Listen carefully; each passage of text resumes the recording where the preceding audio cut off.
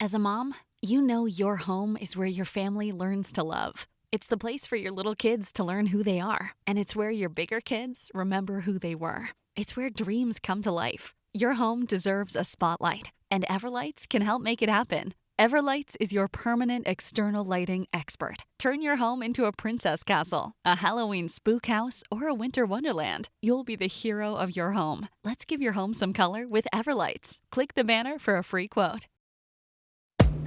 Welcome to the law firm of Davis and Davis. We're not a real law firm. Go ahead, grab a beer, a glass of wine, sit back and listen.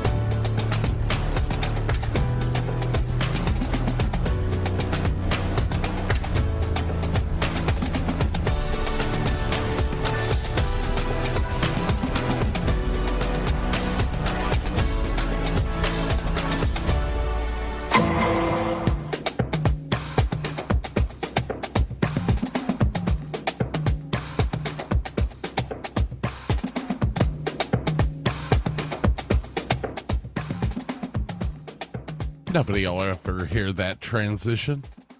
No, it was smooth as... Oh, smooth as silk. Welcome to the Davis and Davis Show. Davis and Davis Show. DavisandDavisShow.com. Or you can go to the DavisandDavisShow.com for some cool merch needs. And welcome back, everybody. Good to see you. Here you again. Yeah. Hi. Excitement. Fabulous thing. I'm sick, so if I sound like crap, I'm sorry. There'll be a lot of cough button going on, hopefully. I'll make fun of him while he coughs. There he is, right there. What the hell? It's every 5 seconds. Trust me. Fabulous week that I've had here this week. We were talking off air about some of the issues that we can't really talk about on air that he was having at work. So yeah, it's been a trying one for Scotty over there. Gosh. I've had a pretty decent week at work. The Kansas Halloween party was this last weekend. Oh yeah, how'd that go? It was a lot of fun. I was sending Scott a bunch of pictures. It was kind of island themed because of Jimmy Buffett's passing. No, had a real good time. Carved his pumpkins. My infusion whiskey, the apple cinnamon stuff. Mm-hmm. I did it with cream soda, and it was pretty darn good. And then I had some left over because I did not drink a whole fifth when I was there. I'm not that I have before, and the next day was hell. No, I was a good boy. I brought it home, and I actually had it with some ginger ale. Oh, the apple just popped right out of it with the ginger ale. It was awesome. So Mary, however, it seems like one person in the group gets really smashed. It was Mary's turn this year. She was not feeling good the next day. She was good like, for her. Fell asleep with my contacts in. I can't see. Did you spend the night there? Yeah. I just they've got a futon in the one room. I mean, I felt pretty decent, but at 2:00 in the morning, I'm not going to be driving home. It's just not worth it. So crashed there, woke up, helped him clean up a little bit, took off for home next day. Kyle Jenny was there. Jeannie was there. Kyle was there. Kyle was dressed up as Patrick Star from SpongeBob SquarePants, and he was pretty hilarious looking. Good for him. He says he listens to our show and wants, in the hopes of hearing stories about his parents. Oh, shit. We'll have to keep that in mind. And then what else? Oh, today. And now I have more bad news. Ready? I bought a wireless CarPlay adapter. Because right now with my car, I have to plug in my phone to get Apple CarPlay and Android Auto to come up on the screen. Well, my phone, when it plugs into the things, gets a little loose. It goes in and out. It's really annoying. So hopefully this will solve that problem. It's like $45. So I'll give you a review next week. Awesome. My mold keeps leaking. That's really disgusting. Is it moist? Is your mole moist? I have a chair out front that I sit in, and you can actually see shoe prints with dried blood in the middle. Ew. Like, dude. Jesus. That's the one you had work done on, or did you? No, that's the one that when I was removing the head from Bob's car, caught it. It caught the mole right there as I was jerking up on getting the head off, and it ripped the mole off. Well, Yeah. Anybody that knows anything about moles, there's capillaries that are right there feeding the mole. So Heaving, feeding. So this morning I woken up by, I'm not going to say who woke me up. Somebody woke me up this morning, and I was tired, and I did the, and all of a sudden it's, I'm like an artery opened up. the hell? I thought that thing was healed. Needless to say, I've lost a little bit of blood. I'm sick. Thank you, Sam and Caitlin. For those of you that don't know who Sam and Caitlin are, you're never going to know who they are. But they know who they are. But it's not contagious, according to the doctor. How did I get it, asshole? All right, it's time for this.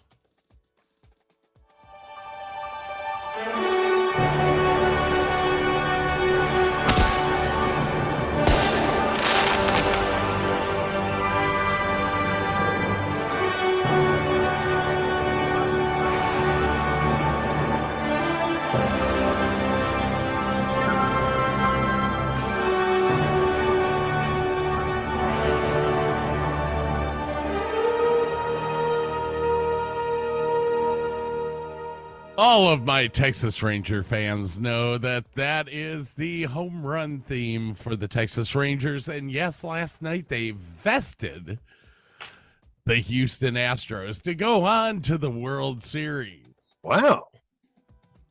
Yes. Congratulations. Yes, I'm actually looking at buying tickets for the World Series while they're here. Because I don't think the Cleveland Guardians will ever make it there. So I may as well go see a team that's close by.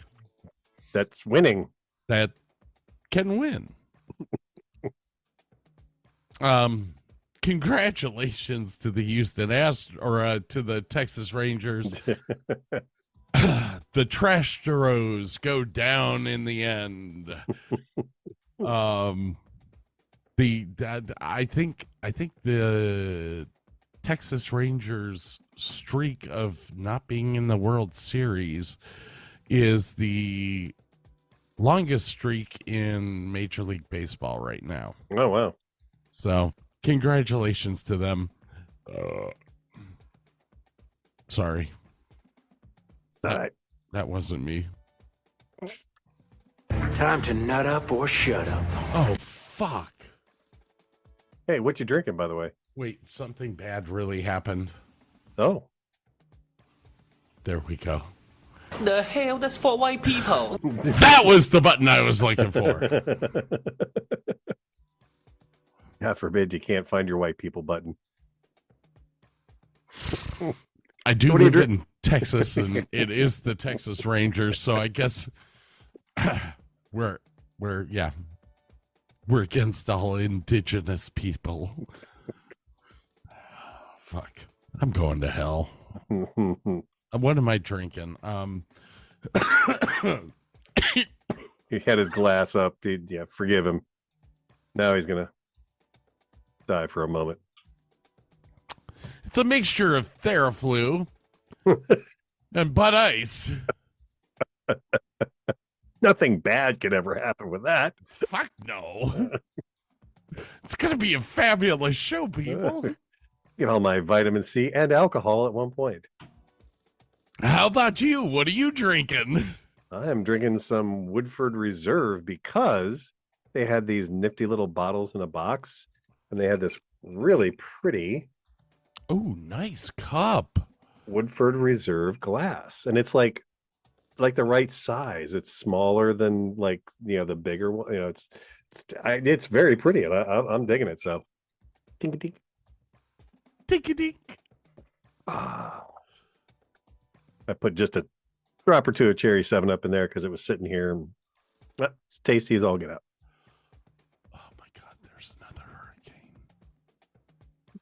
Tidbit. There's always another hurricane. 12:32 in London. Tidbit. Oh, we need to hear the world news, don't we? Oh shit! Do I have that?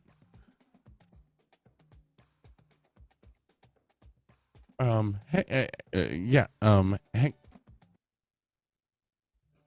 So, what's happening in world news today? Oh yes.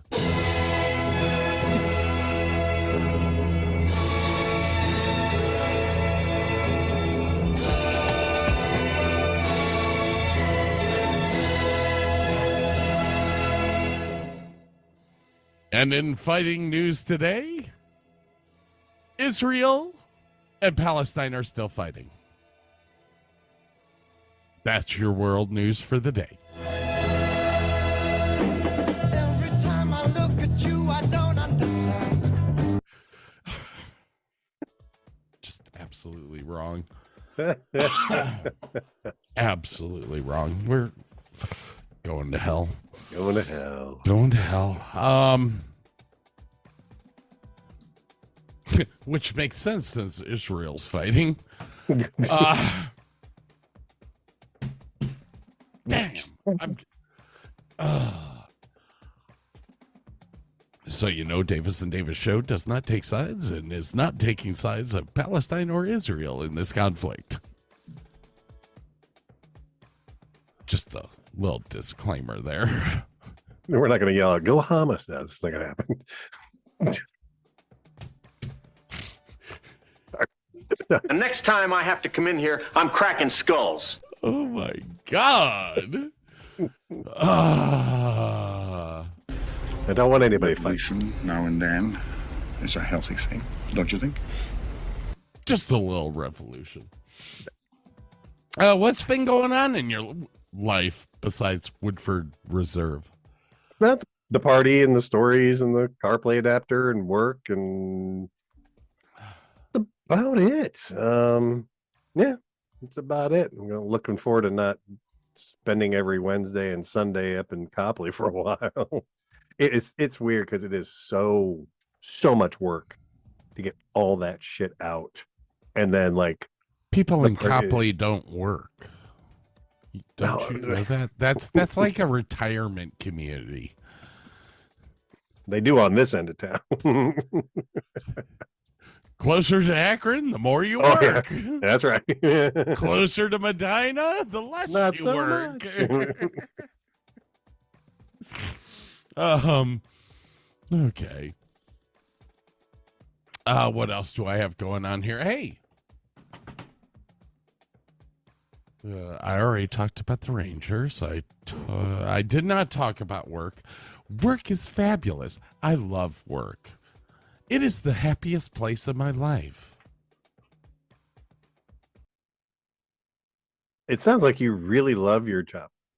Oh, I totally love my job. It sounds like a fantastic place to work. I wish I worked there too, because I think I would be happier working there than where I currently work. I want to be just like you. I figure all I need's a lobotomy and some tights. You wear tights? No, I don't wear tights. I wear the required uniform. Tights. Shut up. Unfortunately, the State Fair of Texas has ended its run for the season. Yeah, well. with only 3 people shot. Is that a record? I think that's good for them for a year. No, I'm saying, is that like the lowest body count ever? Because that sounds really low. Body count was higher in Ohio when they had the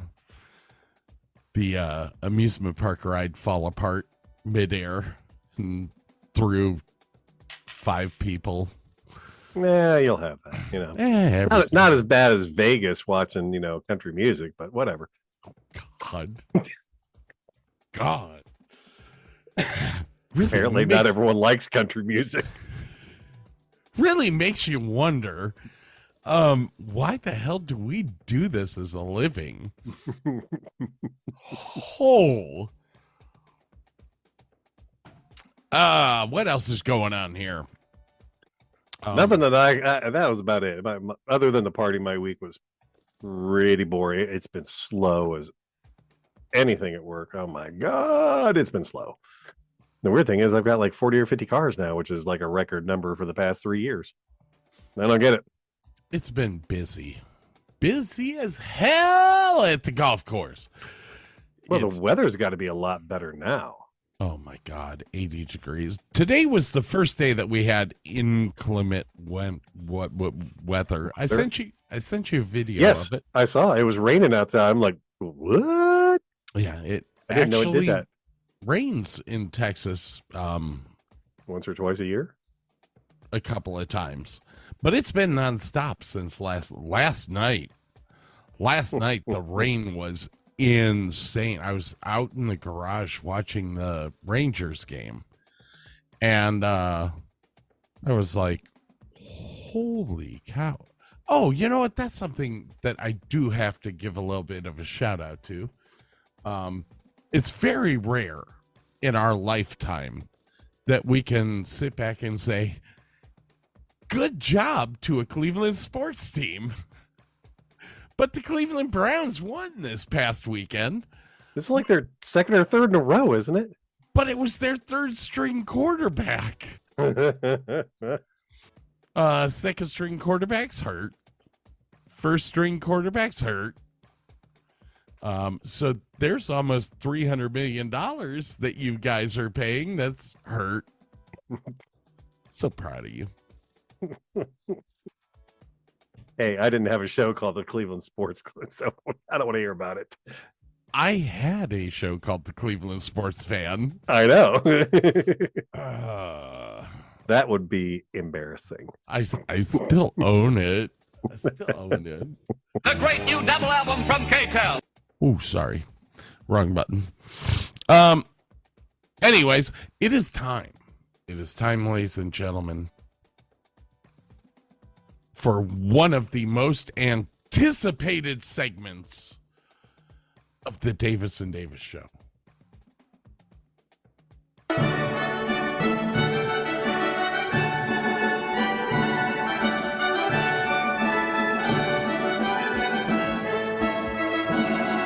It's time for Burke's Spoken Word.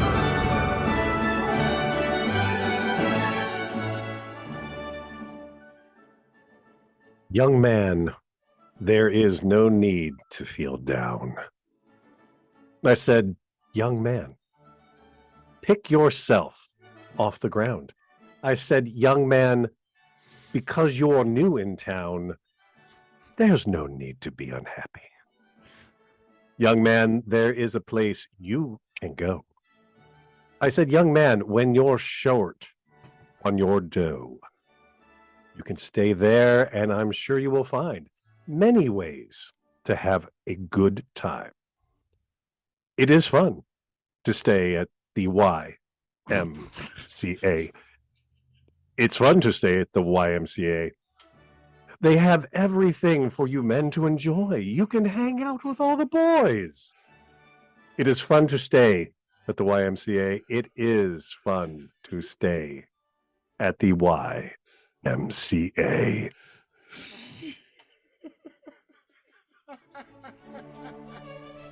Ladies and gentlemen, thank you for listening to Burke's spoken word.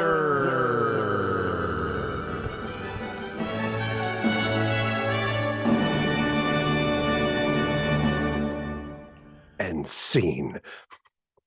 My God, it ges better and better every week. Depends on the fact that you're like, what the hell song is he doing? Son of a bitch, I know this. It's not until you get to the chorus that I sit there and go, oh, fuck. Son of a bitch. Oh, shit. My daughter last week heard when I did, when it basically rickrolled the whole show. She's like, did you rickroll the show? I'm like, oh, God, I guess I did. Son of a bitch.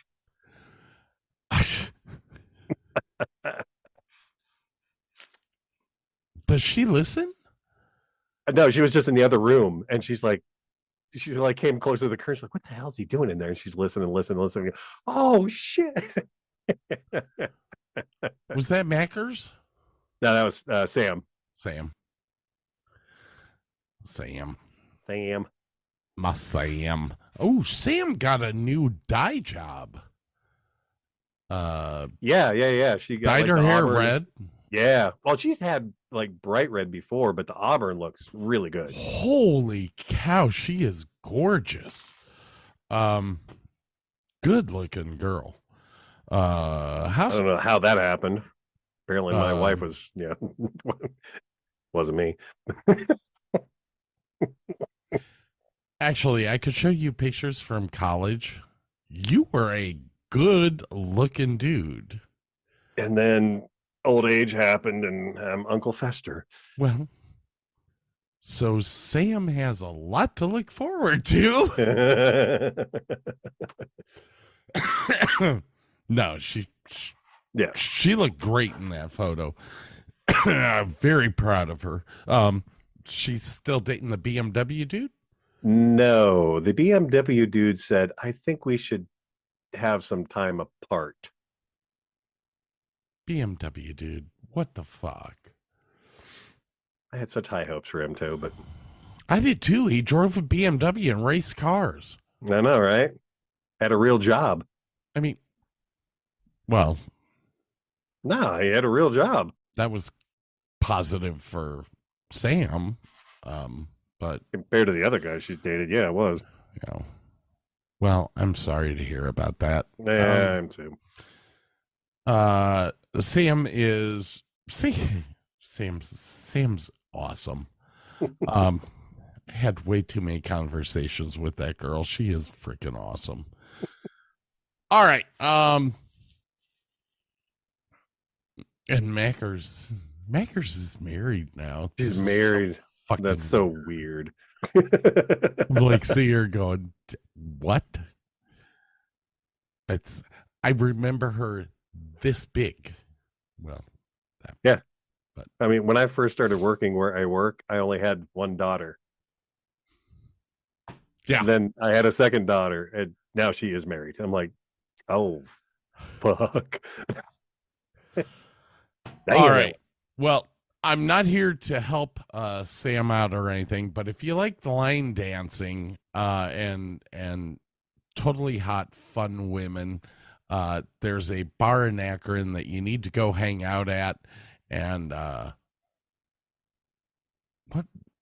where is the bar that she hangs out at? Well, she goes to the Dusty Armadillo. Where's that? Where's that? I believe is what's the road that goes south out of Kent and crosses over the highway? Is that 59 maybe? I think there's about 10 of them. It's the one out near Kent, I believe. And I think it's around 59.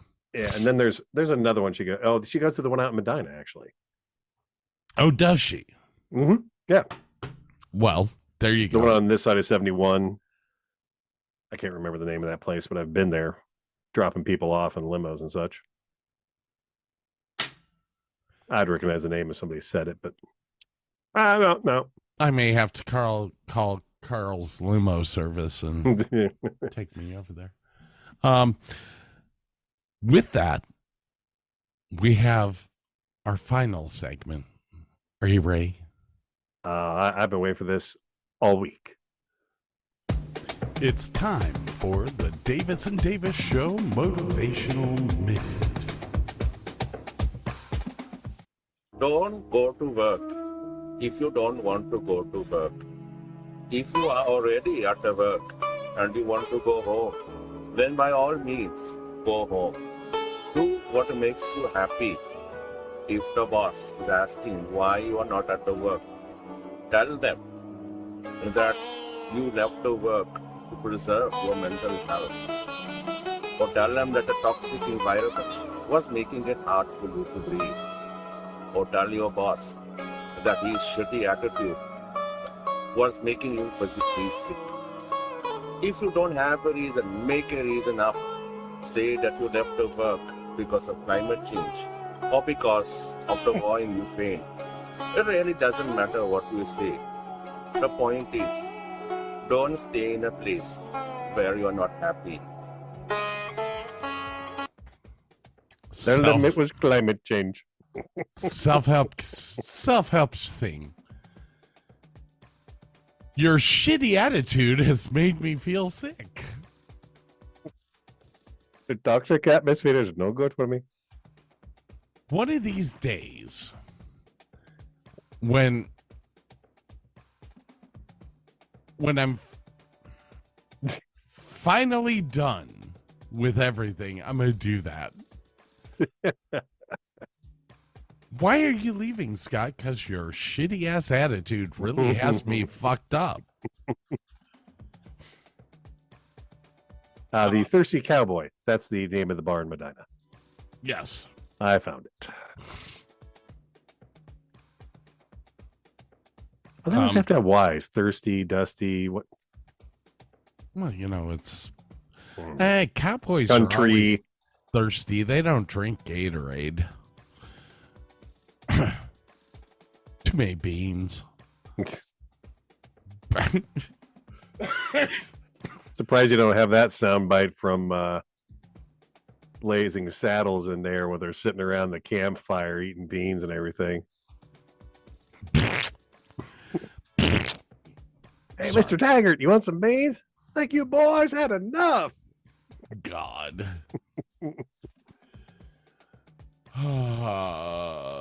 Spatiotemporal hyperlink. What's that? No idea. Just made it up. Don't want to say magic door. Don't know where that came from. I have one listed as Christmas, and I don't know why. Tiny whiny. And for all the kitchen scraps for lepers and Oh, that one. no more merciful beheadings. And call off Christmas. Okay. All right, ladies and gentlemen, we've sat around here long enough. I have to pee, so my Theraflu and Bud Ice are doing great right now. I feel fabulous. With a full day's supply of vitamin C. Yeah. All right.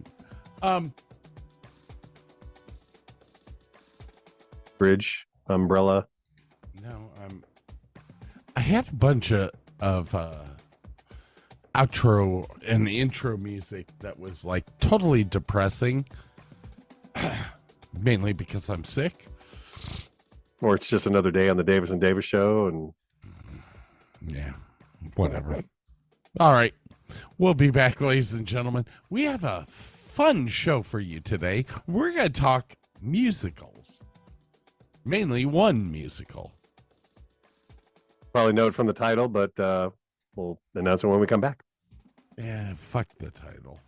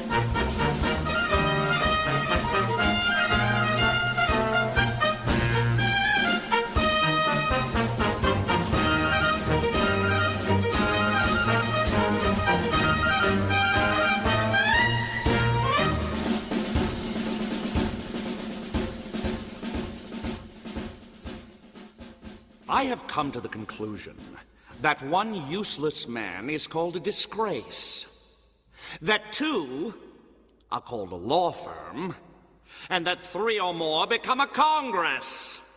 And by God, I have had this Congress. For 10 years, King George and his parliament have gulled, cullied, and diddled these colonies with their illegal taxes.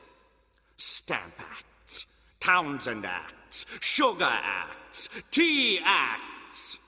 And when we dared stand up to them like men, they stopped our trade, seized our ships, blockaded our ports, burned our towns, and spilled our blood.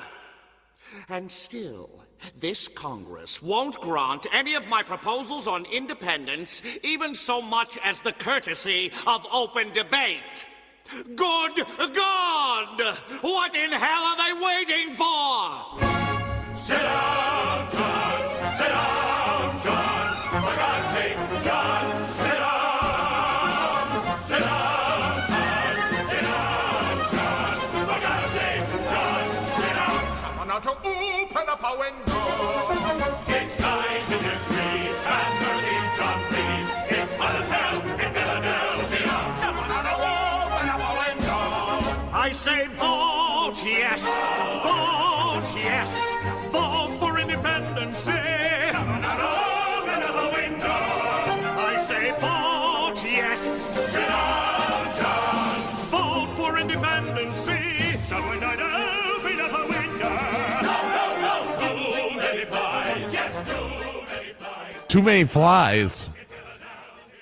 All right, if you haven't guessed it, we are talking about the musical 1776, which I actually made Burke watch the movie version of, which the movie version is very close to the musical version. I can see why you like this movie. Okay, do tell why. There's a few factors in here. A, it has to do with history. Yes. Which you so dearly love. Yes. You know, and secondly, this movie was lit like a stage show. Yes.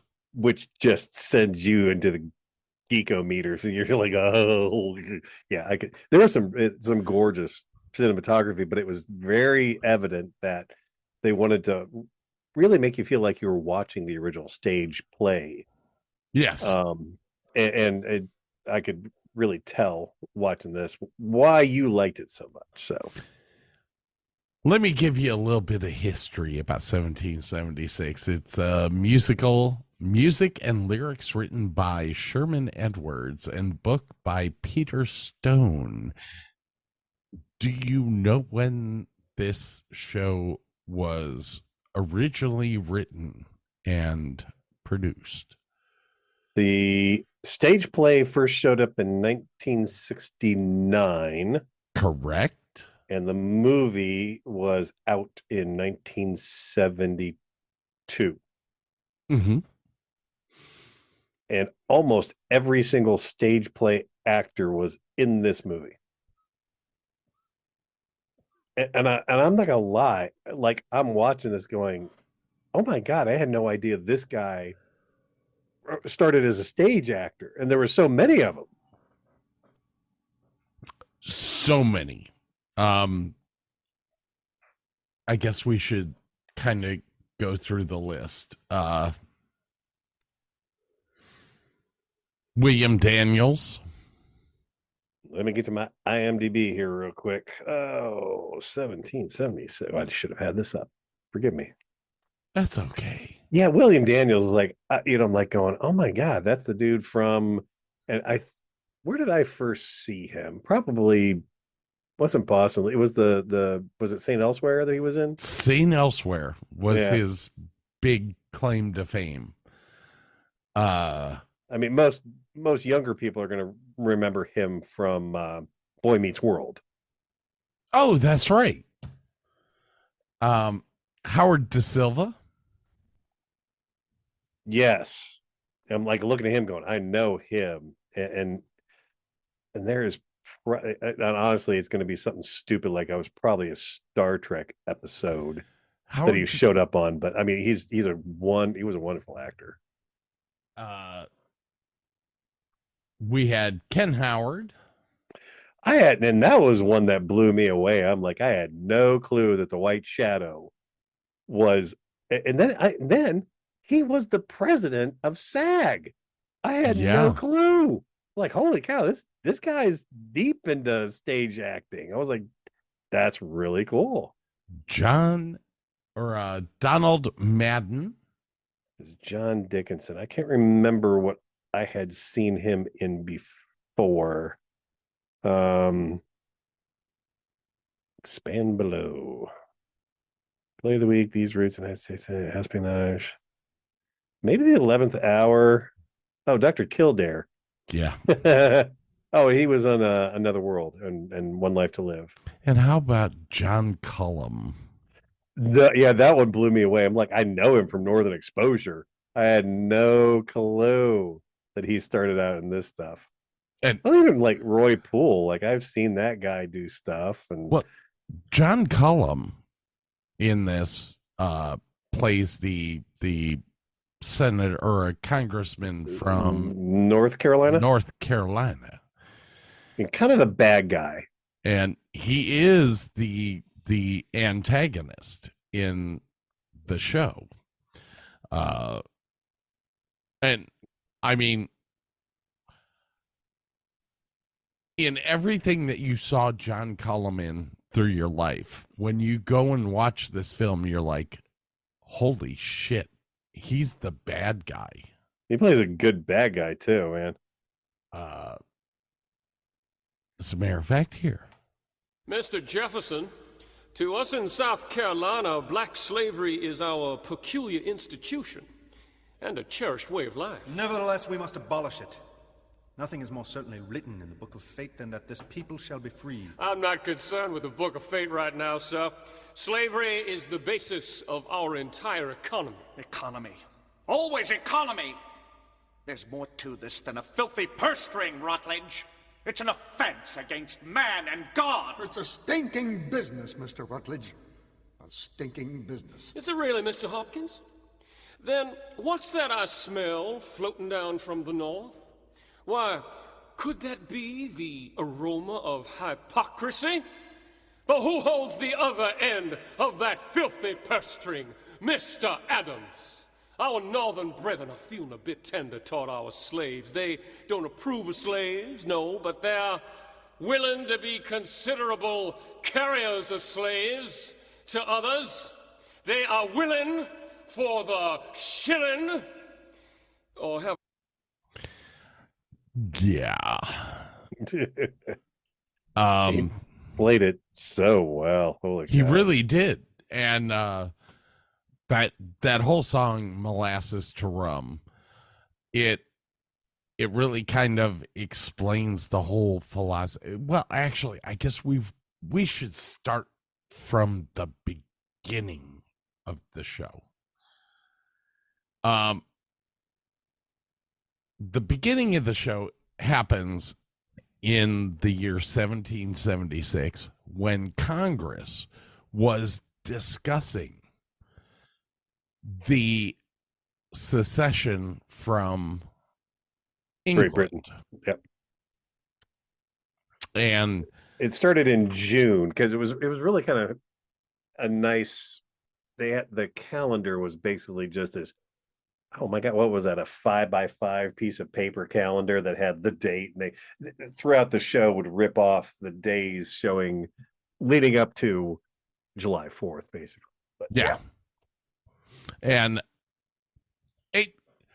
it's interesting.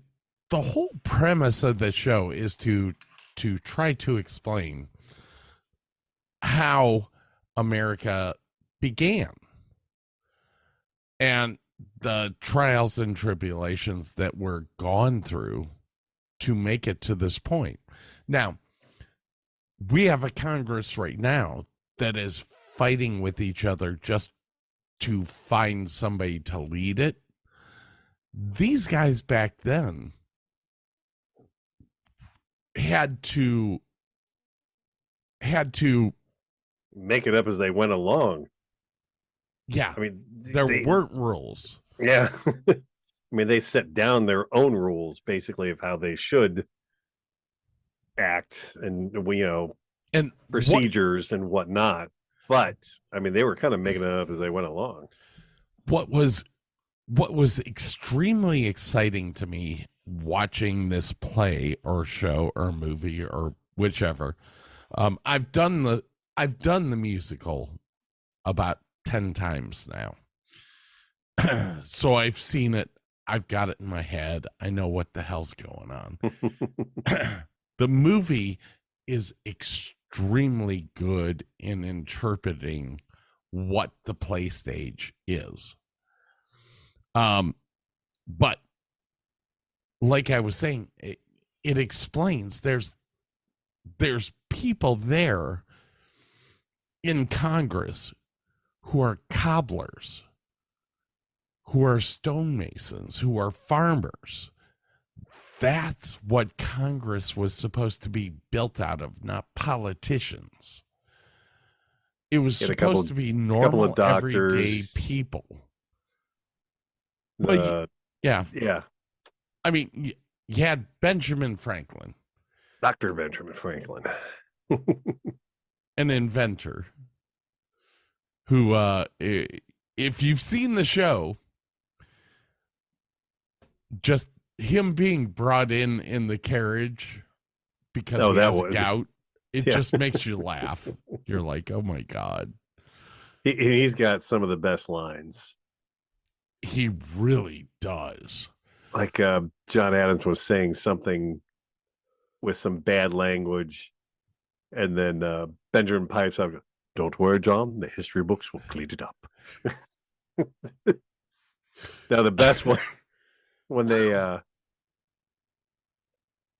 they were outside the apartment of Thomas Jefferson. Yeah, and he's got his wife there, and they're we know what they're gonna go do, and Ben Franklin says, "At my age, it is little doubt that the pen is mightier than the sword," and he's not talking about he's talking about his sword. So funny. The one line I literally laughed out loud at was the main character goes, "My God, man, Earth was created in 1 week," and then she goes, "Well, you'll have to tell me how you did it." It's like, oh damn. So the premise of the show is actually them coming up and getting the Congress to pass the Declaration of Independence. The show started with them trying to get them to even talk about it originally. Oh yeah. And the show starts on, what was it, July 2nd? No, it was June. They started in June, maybe June 2nd. Maybe that was July 4th. Oh, that's right. Because they had to go through the preamble, and then the show literally goes from July 2nd, 3rd, and 4th. Yeah, at the very end. Yeah, at the very end. But I mean, they won't even, because John Adams is annoying and abrasive, and nobody will second his motion. So they get, well, Ben figures out, hey, we should get somebody else to propose that we talk about seceding from England, and talks the senator from Virginia to do it for them. And my God, remember the one red outfit he was wearing? Oh yeah.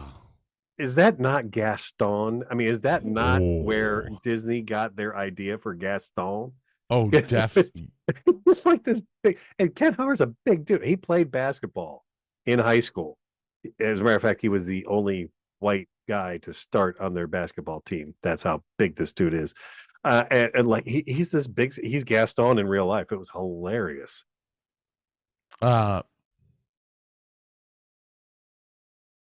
So, and he is the grandfather of General Lee. Is that correct? Correct. Okay. Where that was Henry Lee. The Lees of Virginia. Indubitably. Strictly speaking, Richard, while Virginia's views on independence are well known, your legislature in Williamsburg has never formally authorized its delegation here in Congress to support the cause. Of course, if we could think of a Virginian with enough influence to go down there and persuade the House of Burgesses... Damn me if I haven't thought of someone! Who?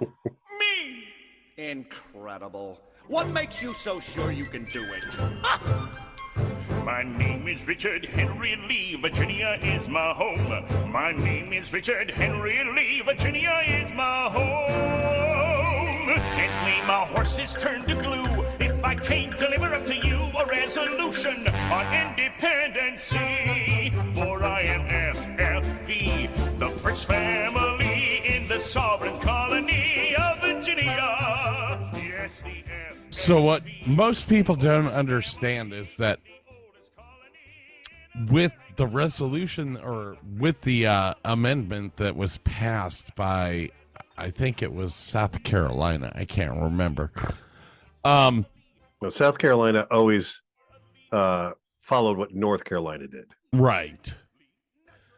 But a basically an amendment was passed that it had to be a 100%. It had to be unanimous vote, or it would not pass. Yes, or it would not pass. And so this is where Richard Henry Lee becomes very important. He has to change Virginia from abstaining to voting yes. Which I thought was hilarious that New York always abstained with... I abstain courteously. And that was General Buchhalter. No. Yes. No. Major... That was Hochstetter. Hochstetter, yeah. Freaking Hochstetter. I'm like, no. Where did you come from? Kind of funny that you were a part of a television show. Yeah. Damn Germans. Sorry, he was Jewish, so y'all know. Yeah, we talked about that. Yeah. So it was the other part that got me. They go through all the trouble of getting everyone to agree and all that. My favorite song in this show is called The Egg. Burke's sitting there going, what the hell? Did they not have that in the movie, or I just forgot it? What the hell? I only watched it once over 2 days, so.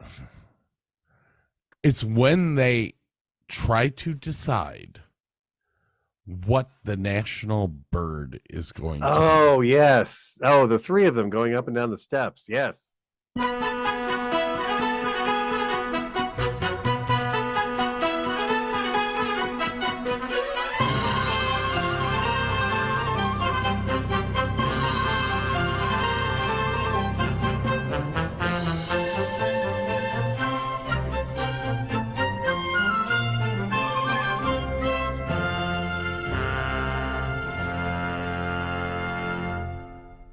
Jefferson, we've been looking for you. They're reading the Declaration.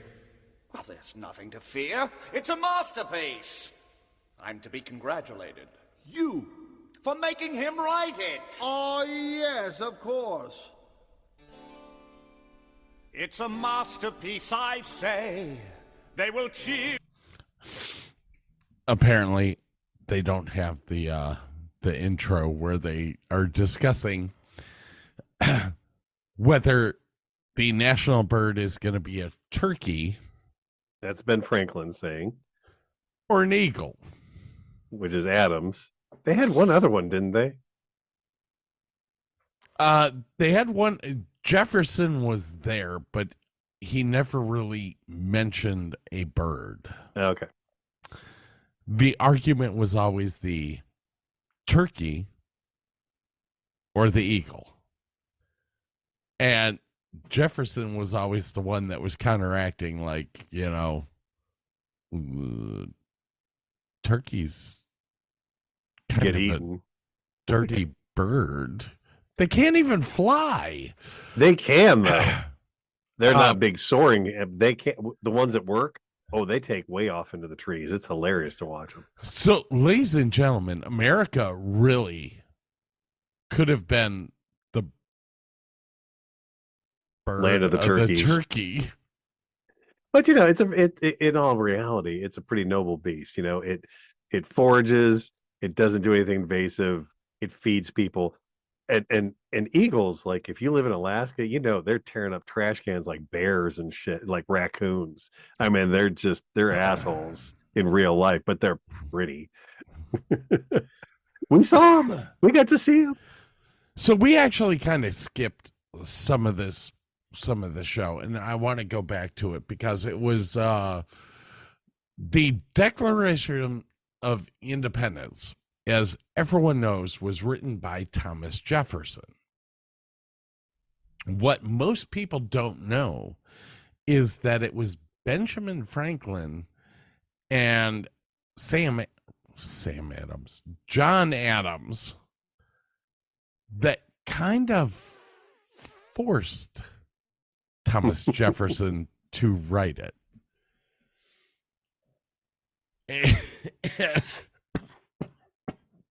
I love the bit about, I'm going home to my wife.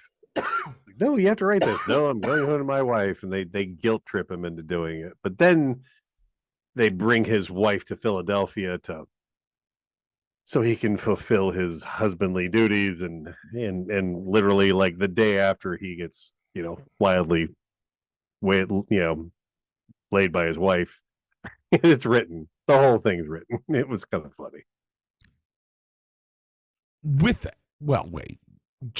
As a mom, your home is where your family learns to love. It's the place for your little kids to learn who they are. And it's where your bigger kids remember who they were. It's where dreams come to life. Your home deserves a spotlight, and Everlights can help make it happen. Everlights is your permanent external lighting expert. Turn your home into a princess castle, a Halloween spook house, or a winter wonderland. You'll be the hero of your home. Let's give your home some color with Everlights. Click the banner for a free quote. Listen. All right, gentlemen, let's get on with it. Which of us will write our Declaration on Independence? Mr. Adams, I say you should write it. To your legal mind and brilliance we defer. Is that so? Well, if I'm the one to do it, they'll run their quill pens through it. I'm obnoxious and disliked, you know that, sir. Yes, I know. Then I say you should write it, Franklin. Yes, you. Hell no. Yes, you, Dr. Franklin. You. But. Mr. Adams, Mr. Adams, the things I write are only light extemporanea. I won't put politics on paper, it's a mania. So I refuse to use a pen in Pennsylvania.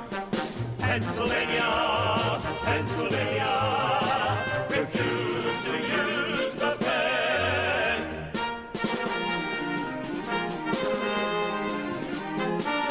They keep passing the quill between the three of them, which is hilarious to watch.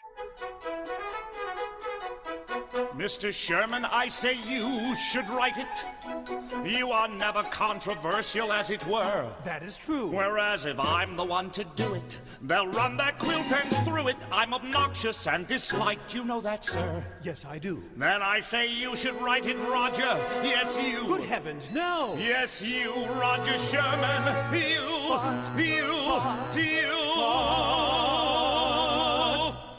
Mr. Adams, but Mr. Adams, I cannot write with any style or proper etiquette. I do not know a participle from a predicate. I am just a simple cobbler from Connecticut. And once again, this brings up the funny thing of it was normal people. And John Adams was hated by most of Congress. Mr. Livingston, maybe you should write it. You have many friends and you're a diplomat. Oh, that word. Whereas if I'm the one to do it, they'll run their quill pens through it. He's obnoxious and disliked. Did you know that? I hadn't heard. Then I say you should write it, Robert. Yes, you. Not me, Johnny. Yes, you, Robert Livingston. You. But, You.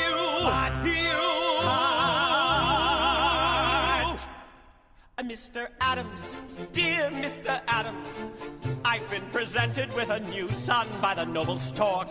So I am going home to celebrate and pop a cork with all the Livingstons together back in old New York.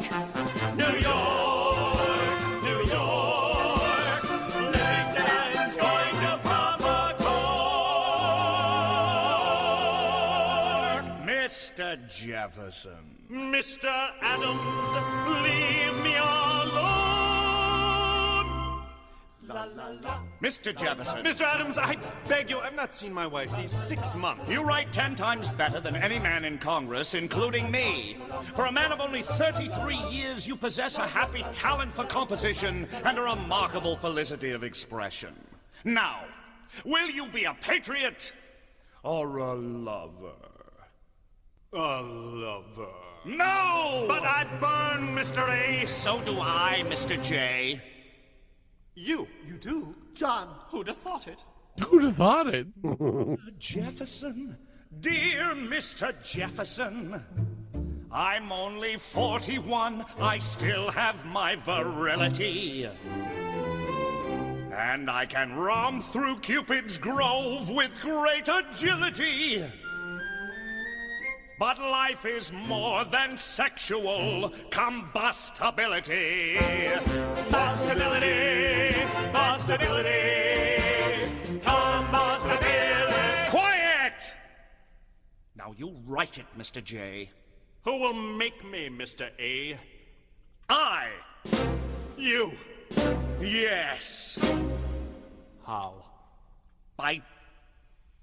By physical force, if necessary.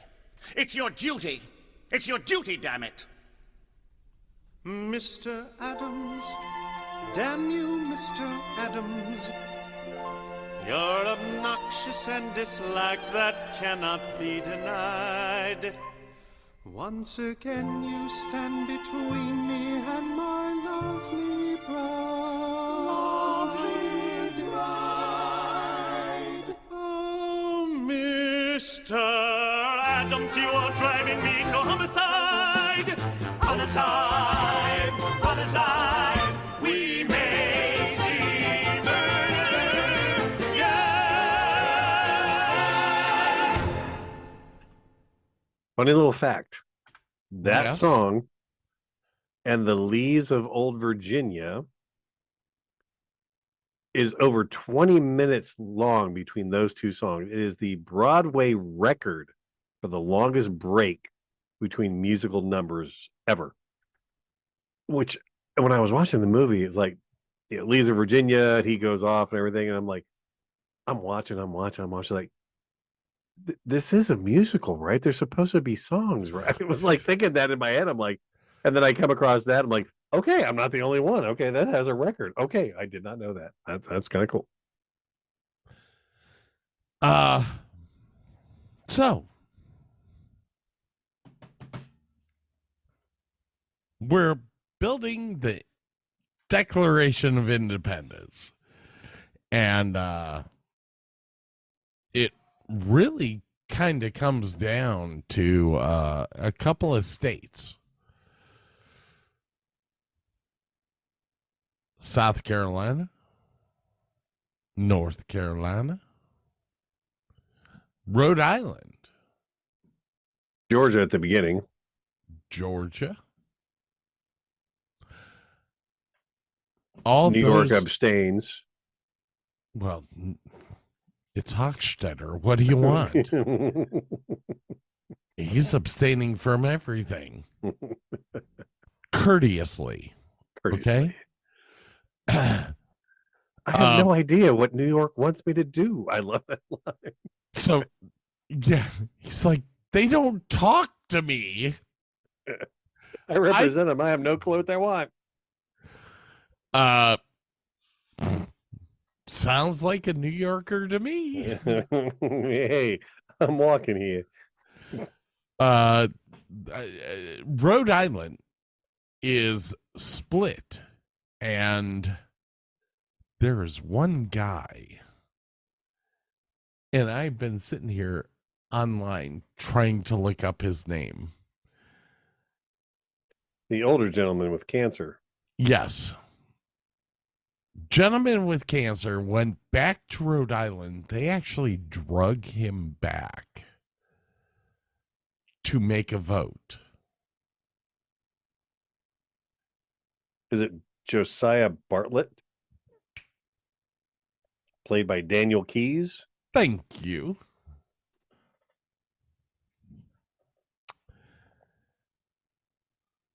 Was that it? Yeah, I think it was. I think so. I'm pretty sure.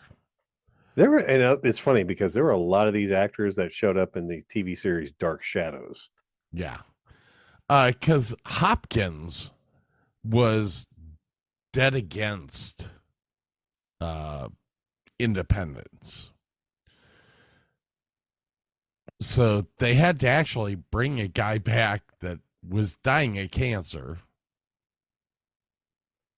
who in every interpretation that I've ever done, they had like a weird thing tied on the head. It was skin cancer. It was covering.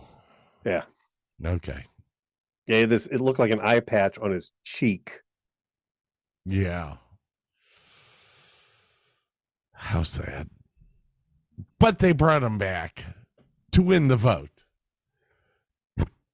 Now, this brings us to South Carolina and North Carolina.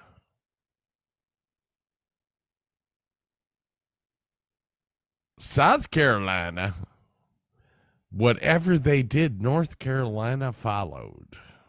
No, it was the other way around. South Carolina always deferred to North Carolina. Ooh, I think you're backwards.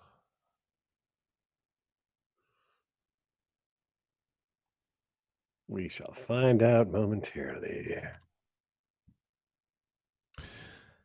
Whatever South Carolina said, North Carolina followed. Yes, you are. Yeah, sorry about that. You are correct. Rutledge was from South Carolina. Yep. And Rutledge was the one man who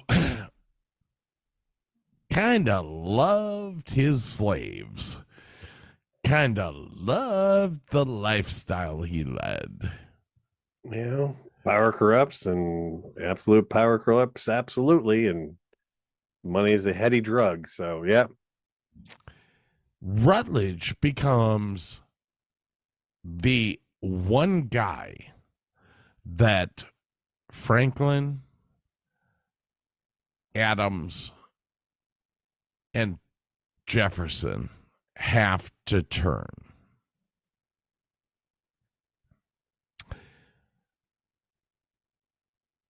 How do they do it? Eventually, they have to take out something from the Declaration. And what was that? The whole thing about slavery.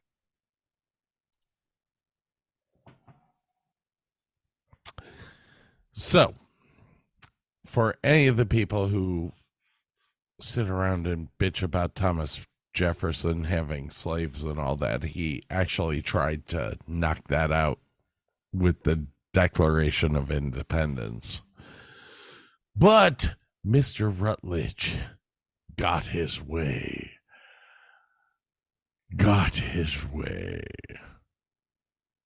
Is that, or they didn't have a declaration? Yeah, it was do that or not have, a secession from England. So you pick Pick your lesser of the two evils there.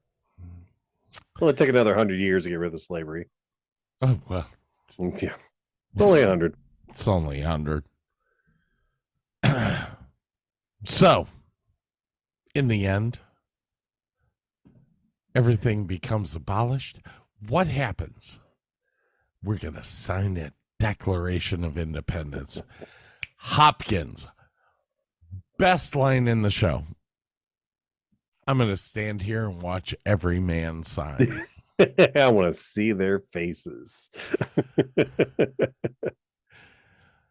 Freaking awesome. And in the stage play of the show, usually at this point in time, a scrim comes down with the writing, the signature of every person that signed the Declaration of Independence. Is really, really emotional. Well, at least for me, a history buff. It's really kind of cool. So now that we've gone over the synopsis and all that shit, what did you think of the show? Or should we save this for the next segment? I'll tell you what. I'll do just a touch of trivia, and then I will give my ideas on the show. So, all right, give your touch of trivia, and in the next segment, we'll go over how we felt about the show, and I'll give my comparison from that show to the stage plays that I've done, and then I want to talk about renditions done afterwards. Go ahead. So, Martha Jefferson. Yes. Blythe Danner. Do you know who she is the mom of? Have no clue. Gwyneth Paltrow. You're shitting me. No. Spouse was Bruce Paltrow. Did not know that till I was talking to one of the guys next to me today. How fucking awesome is that? I know, right? So we all know, William Daniels, major character and everything, went on to play Mr. Feeney and later the principal from Boy Meets World at John Adams High School. Coincidence? Hell Many no. fans think not. Yeah. He also played Dr. Mark Craig on the NBC medical drama St. Elsewhere. And while visiting the city of brotherly love in one episode, he drops by Independence Hall and appears to reference 1776 by saying, "I don't know what it is about this place, but every time I'm here, I feel like singing and dancing." So there's a couple of throwbacks to his earlier stage presence there. There are portions and dialogue and some of the lyrics from this movie and show that were actually taken directly from letters and memoirs from the actual participants of the Second Continental Congress, which I thought that was kind of cool. I'll get into that later on. The exteriors were filmed at the Warner Ranch in Burbank, California, the former Columbia Pictures backlot, where they built an entire street for Colonial Philadelphia. And most of the colonial sets were destroyed by a fire in the mid-70s. The water fountain that you see in the musical number "The Lees of Old Virginia," yes, you've seen it. You've seen it later on in life. Television viewers will know that fountain from the beginning credits of the TV series Friends, and that fountain still exists directly across the street from the Bewitched and I Dream of Jeannie houses on the lot. Let's see. Musical cinema. Historically speaking, there were actually 56 signers. So we're seeing a cut down version of all the people that were actually there. Of the 56 actual signers, 9 died in combat, 5 were captured and tortured by the British, and at least a dozen had their homes destroyed. Many were financially ruined by the revolution or lost their beloved family members in combat.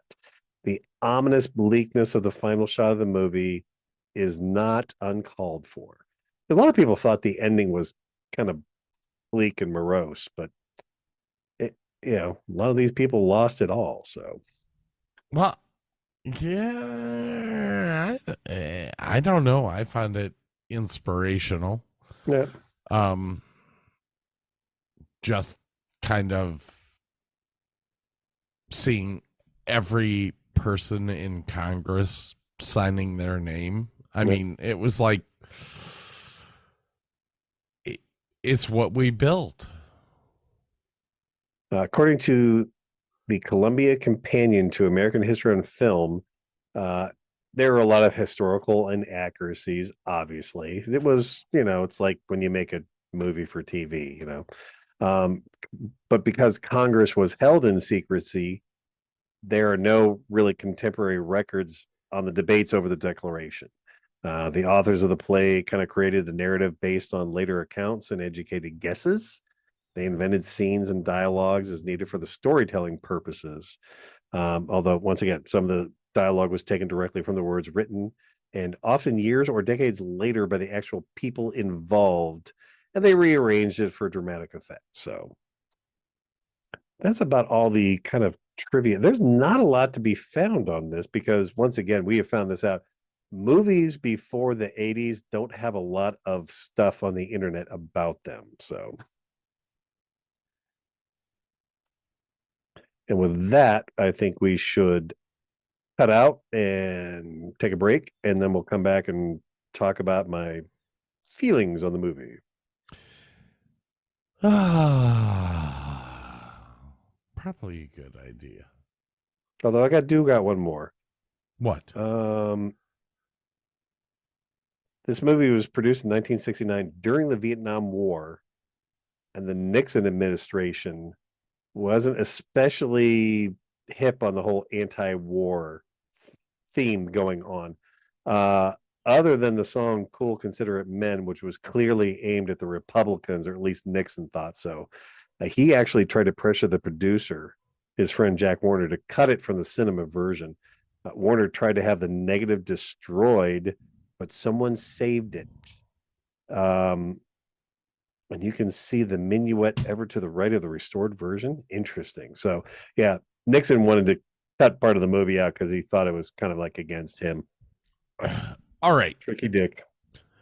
I have a minute, 30 seconds. I'm going to do this real quick, and then we're going to come back and discuss the movie. John Adams on Broadway was played by William Daniels, Benjamin Franklin by Howard Da Silva, John Dickinson, Paul Hecht, Edward Rutledge, Clifford David, Thomas Jefferson, Ken Howard, John Hancock, David Ford, Martha Jefferson, Betty Buckley. Yeah, Betty Buckley. Love her. Texan. Abigail Adams, Virginia Vestoff, Charles Thomas, Rayston Hill, Richard Henry Lee, Ron Holgate, Andrew McNair, William Duell, Stephen Hopkins, Roy Poole, Roger Sherman, David Vosberg, Roger Livingston, Henry Lee Clare, Thomas McKean, Bruce McKay, Lyman Hall, Jonathan Moore. I'm going to stop there. There was a Broadway revival of this done. There's like 3 of them, I think. Well, there was one in 97, one in 2016, one recently in 2022. That was an interesting one. Which stars John Adams, Crystal Lucas Perry, Benjamin Franklin, Patrina Murray. Does this sound odd? It was all LGBTQ plus or trans or women. actors or women. Yes. John Hancock was played by my friend Liz Michaels. The national tour touring right now, stars Liz Michaels as Benjamin Franklin. I lit her hair on fire in 1999. Very proud of that. Love that woman to death. Anyways, hey, we've got to take a break here. We'll be right back, ladies and gentlemen. Talk to you soon.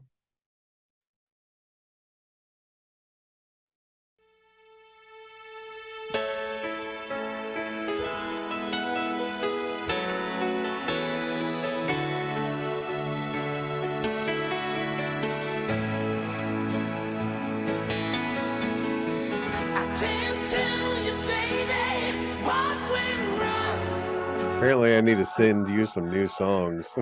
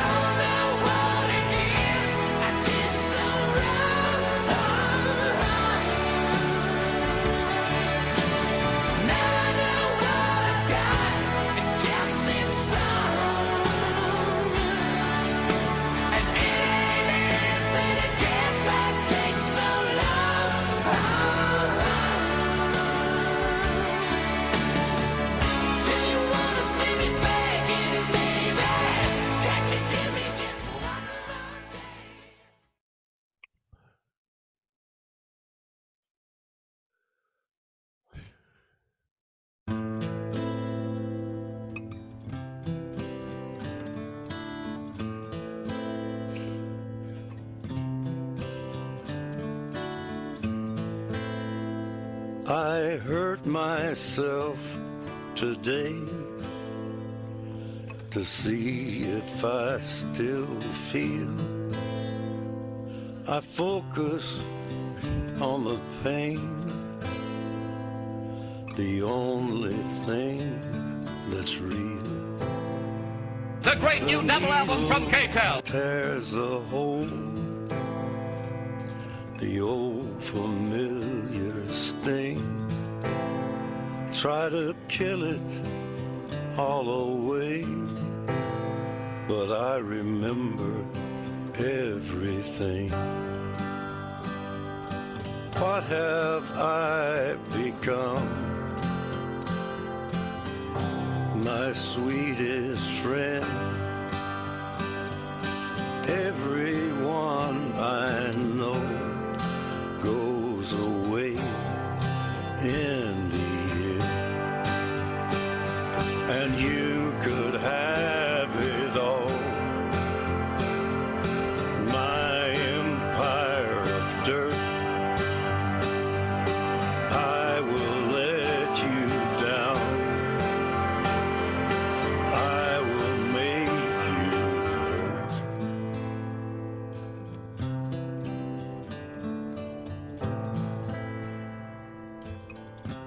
You stay the hell away from me, you hear? I wear this crown of thorns upon my liar's chair, full of broken thoughts I cannot repair. Beneath the stains of time, the feelings disappear. You are someone else. I am still right here. What have I become? My sweetest friend. Everyone I know goes away in the end, and you could have it all. My empire of dirt, I will let you down. I will make you hurt. If I could start again, a million miles away, I would keep myself. I would find a way. Wow.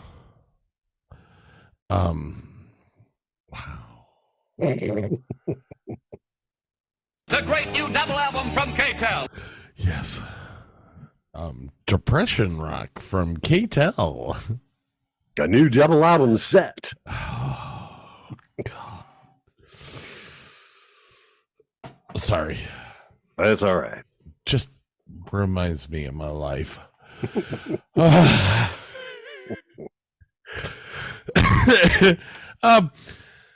So we were talking about the show, the television movie. Yep. 1776, which I unfortunately made Burke go and watch the past week. I liked it. I don't know, unfortunately, about it. I liked it a lot. Okay. Expand. Okay. I liked, there was a lot to like, and that I had a few issues, but that's with everything in life. I loved the set. Holy shit. Did I love the set. Great set. I got to go to Philadelphia. I stood across the street from that building. I was not able to go in and see it in person.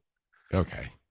Just time did not allow it. I was with my mom. We had X amount of time in Philadelphia. Did not get a chance to go. I did get to run up the steps to the museum that Rocky was on top of, and we got to see that museum. But of all the pictures I've seen of that actual building and from the movie, Nicolas Cage movie, that set is like letter perfect to that room.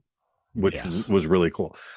There was so much in this movie that made me feel I was witnessing the actual events happening.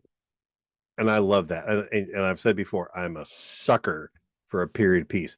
The costumes, dear God, the costumes were amazing in this movie. Oh God, Benjamin Franklin's outfits.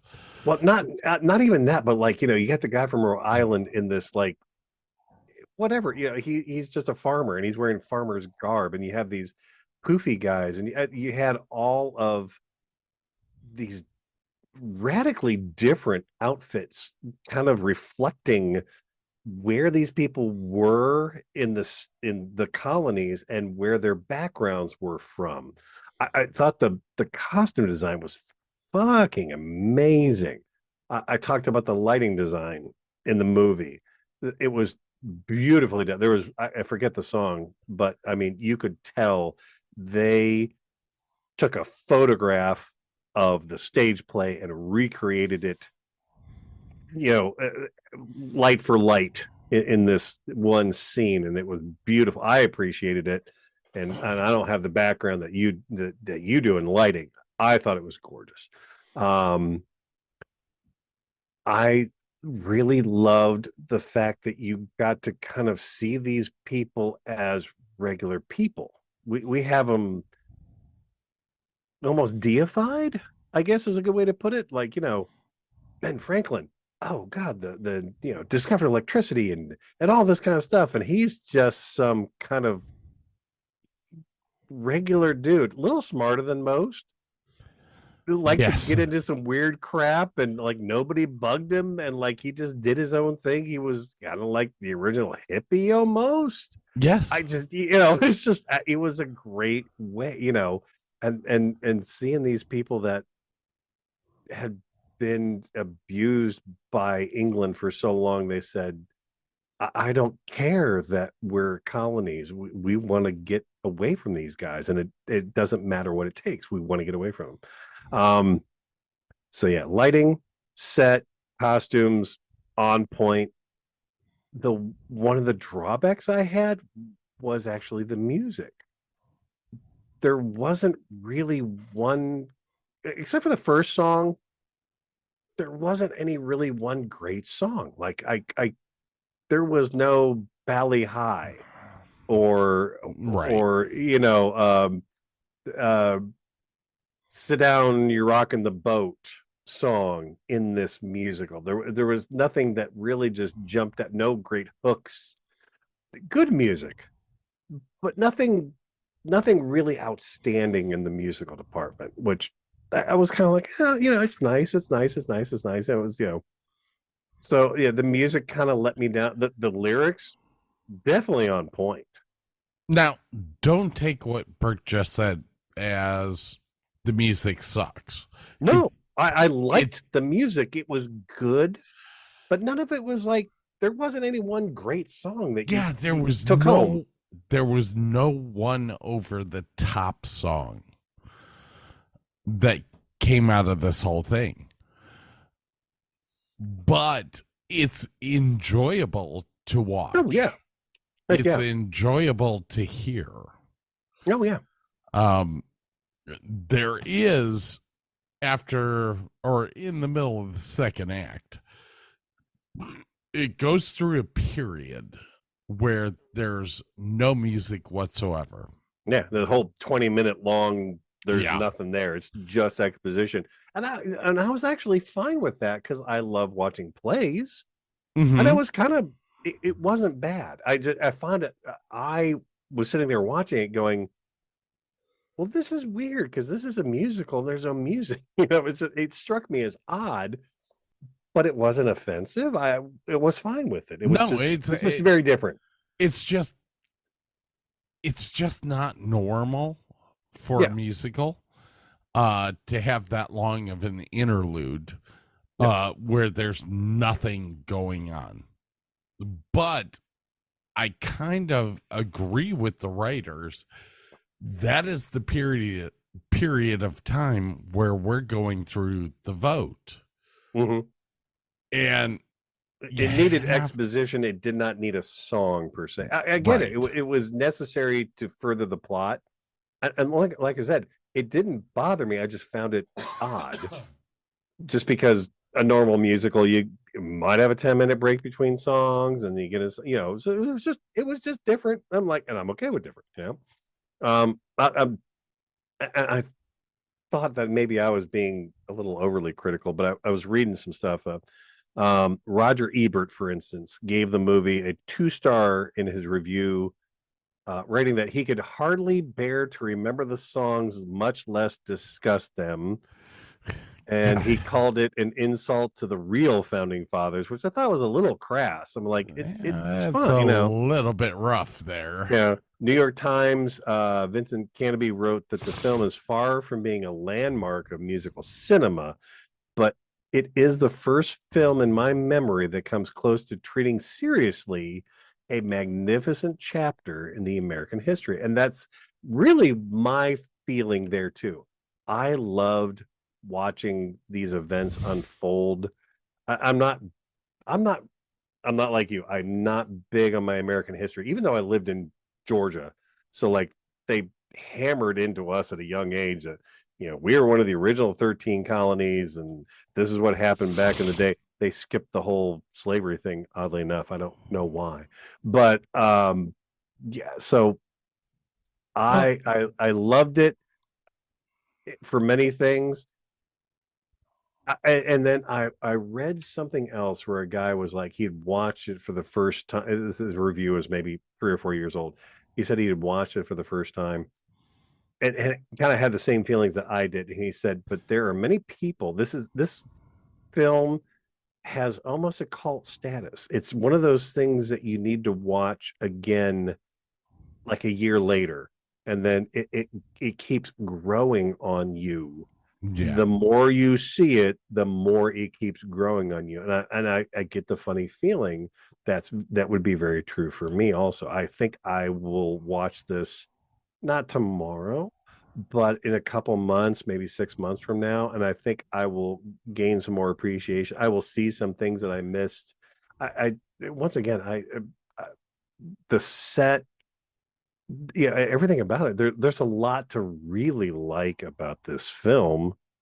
And I just think I need to watch it again. I'm not ready to right this instant, but I definitely want to see it again. So that's good. If you want to see something again, that makes it good. So myself, the rating I liked the way that they went through the process of starting the Declaration, but I also love the fact that they go through day by day how it actually came about. Historically, a lot of what was said in this is what happened. Mm-hmm. Yep. So I really kind of take this piece out of musical theater and say that it's a historical. It's a good reflection of historical events. Maybe not 100% accurate, but a very good representation of what possibly could have happened now in that room. There's definitely some points where comedy came in, different stuff like that. Yeah, you have. But if you're doing a stage show or a movie, you have to make it interesting to the audience. You have to take some liberties. That's understood. Yeah, it's Hollywood. It's Broadway. I get it. The sets were phenomenal. I mean, absolutely so spot on. Definitely spot on, even down to the chairs that were used. The other thing that I loved was that every character in Congress had a cane. And you actually heard them. Back in the day, the cane was not only used to walk, the cane was used to defend Take yourself. Your point. Oh, okay. So when something was brought up as a resolution or something like that, they would stamp their canes on the floor so that you heard who was for or against what was going on. And they did a great job in the film with projecting that. What was the other thing? Lighting. Oh, it was, I gotta go. Holy cow. I love it when a film takes lighting as an aesthetic. This film was filmed in a way that, yes, it was on the set, but they tried to implement the lighting that happened on the Broadway show into the show. Yeah, like I said, that was one of my favorite aspects of this movie. Was it was gorgeous in the fact that whoever lit the Broadway show, they must have either had him or his design and adapted it to the film, because it was just gorgeous. And like I said, it was like watching a Broadway show in movie format. It was great. The entire scene for Molasses to Rum is lit in a way that what was his name? John Cullum? Yeah, John Cullum. Yeah. John Cullum is the center of that whole song, but everyone in the background is lit, but they're lit in shadow. And it's so cool how they did that. I forget the scene it was. I think it was John Adams alone in the room. And I forget the song, whatever it is, but man, I'm like thinking to myself, I can almost remember the number of the gel for the blue and the number of the gel for the gold. It was just like, oh my God, I've been in this set before. It was awesome. It was beautiful. And there's another thing I really loved, and forgive me, I cannot remember the character or actor's name. Every time they brought in a dispatch from General Washington, whoever read that, was that was that Andrew McNair? Tell me, Mr. Thompson, out of curiosity, do you stand with Mr. Dickinson, or do you stand with me? I stand with the General. Lately, I've had the oddest feeling that he's been writing to me. To the Congress. I have been in expectation of receiving a reply on the subject of my last 15 dispatches. Is anybody there? Does anybody care?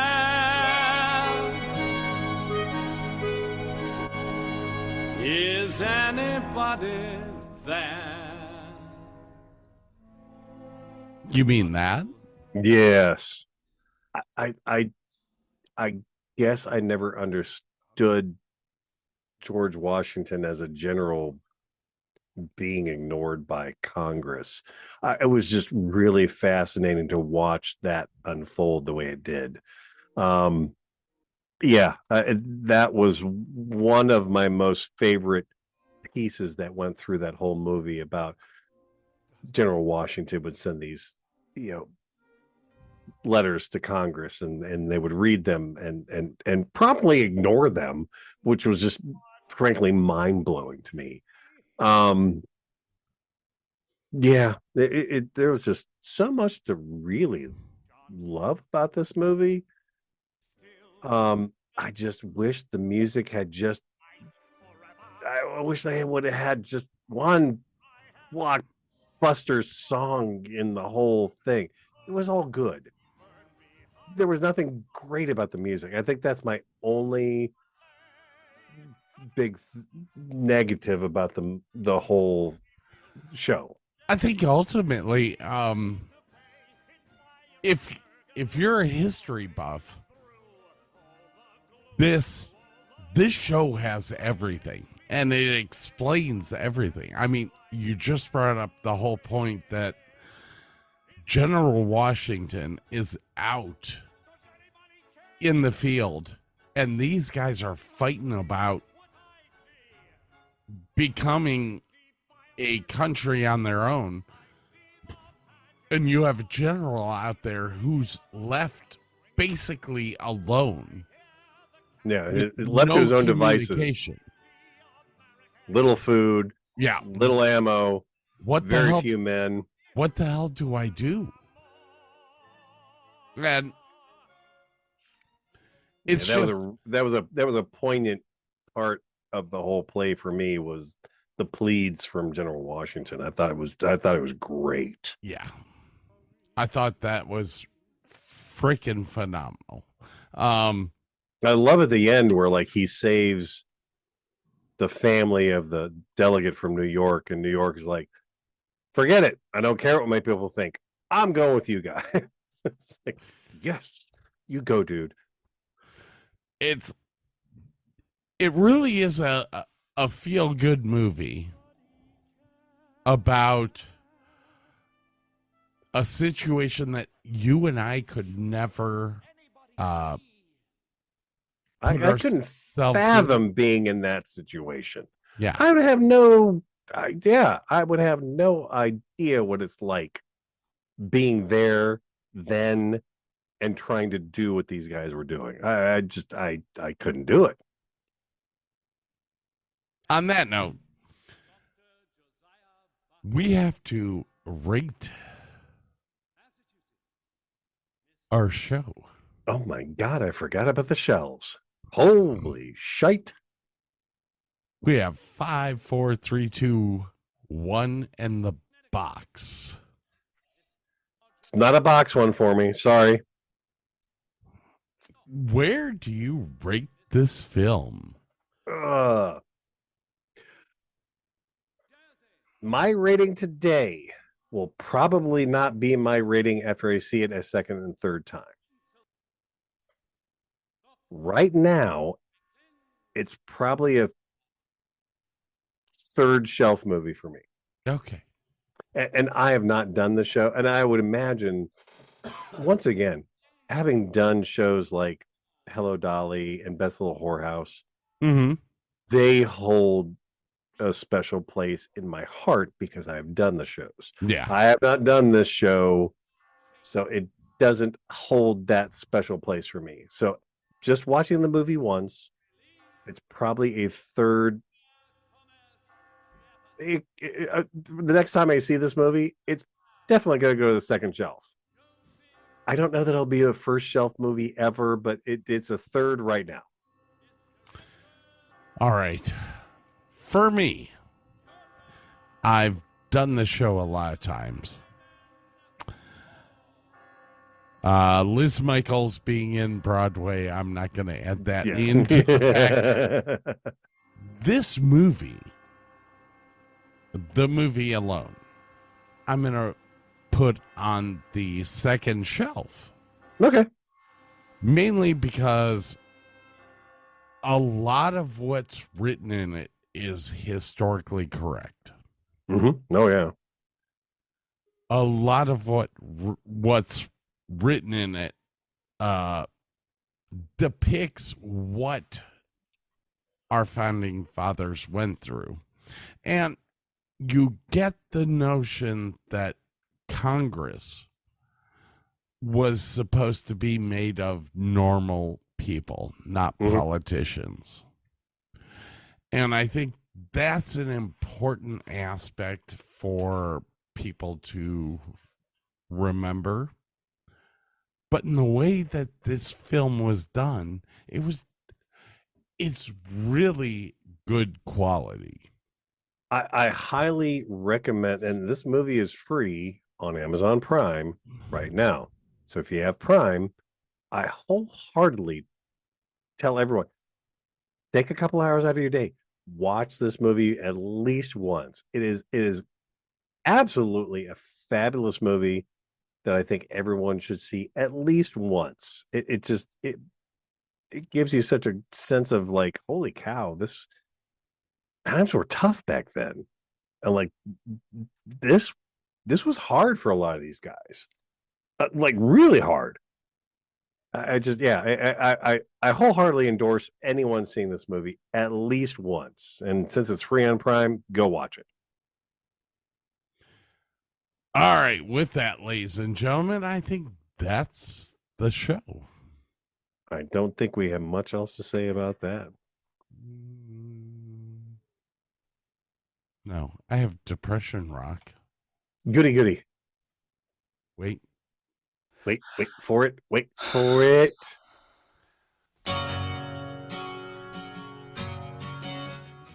Depression hair rock to boot. Yeah, buddy. Do your favorite genres melded together. We both lie silent. All right, ladies and gentlemen. Thanks for coming by and listening to us rant on. DavisandDavisShow.com. Or you can go to thedavisanddavisShow.com and get some awesome merchandise for yourselves. We may actually update our website at some point in time. I'm not sure. And then again, we may not.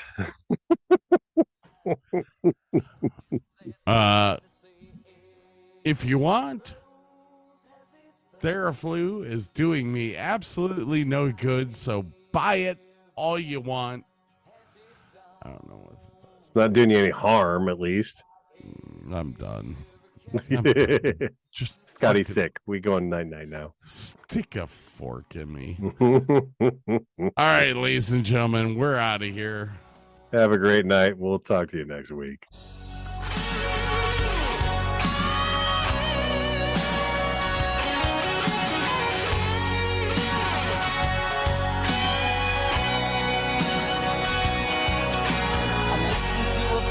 Song playing on the radio,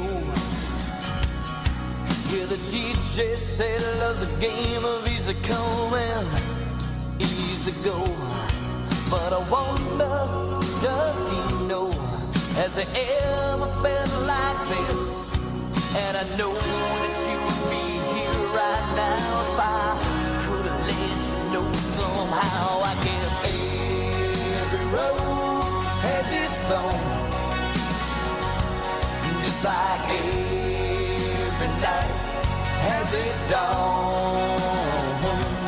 Just like every cowboy sings a sad, sad song.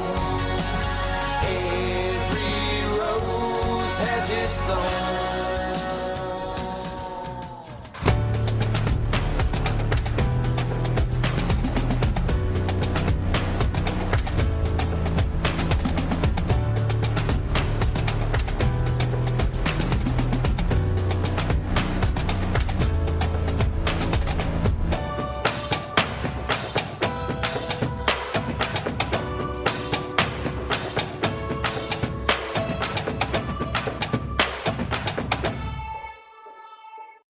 As a mom, you know your home is where your family learns to love. It's the place for your little kids to learn who they are. And it's where your bigger kids remember who they were. It's where dreams come to life. Your home deserves a spotlight, and Everlights can help make it happen. Everlights is your permanent external lighting expert. Turn your home into a princess castle, a Halloween spook house, or a winter wonderland. You'll be the hero of your home. Let's give your home some color with Everlights. Click the banner for a free quote.